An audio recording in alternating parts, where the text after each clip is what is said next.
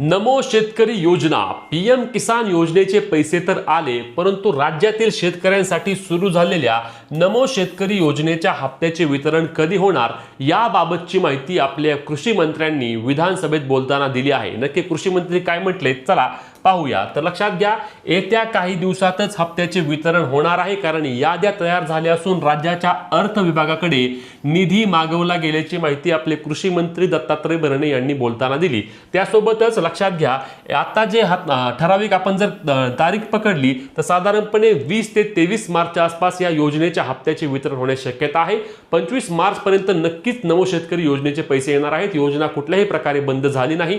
पुरवणी मागण्यामध्ये देखील नमो शेतकरी योजनेसाठी निधी मागवला गेला होता आणि पुरवणी मागण्या मान्य झाल्यामुळे त्या ठिकाणी शेतकऱ्यांच्या खात्यावरती पैसे जमा होणार आहेत।